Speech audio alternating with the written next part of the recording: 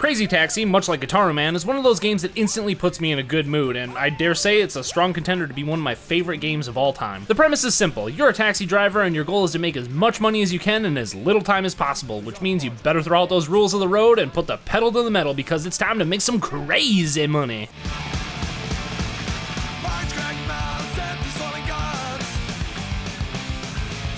Armed with your seemingly indestructible cab, you race through the streets of a San Francisco-esque city, picking up all sorts of impatient clients ready to pay a premium for getting to their location as fast and as stylishly as possible. When you first start up the game, you're asked to choose between 4 different drivers. There's Axel, Beady Joe, Gina, and Gus, and each character's cab controls just a little bit differently. I usually pick Gina because I think her ride handles the best, but of course you can play around to find someone who suits your individual liking. Once you pick your character, you're plopped into the world with no rhyme or reason, and then... Go!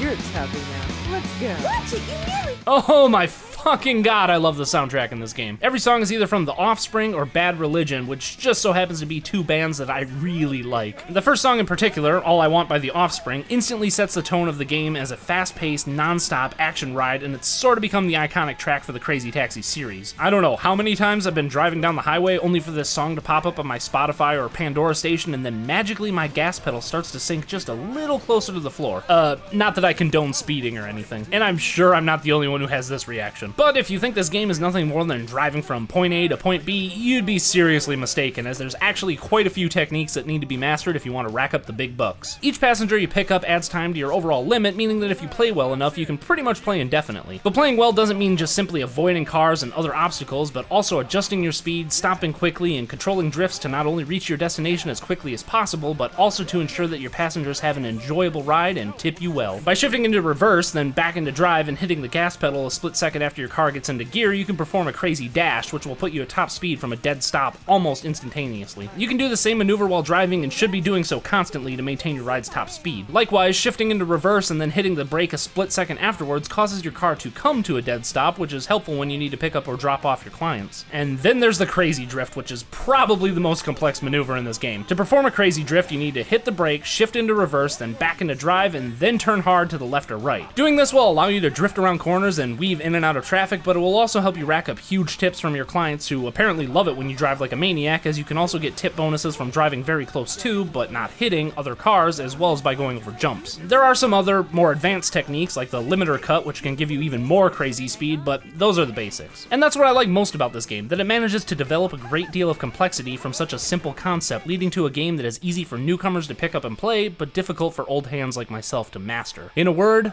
it's beautiful. Go that way, babe. Okay, we're gonna fly. Yeah. Let's go.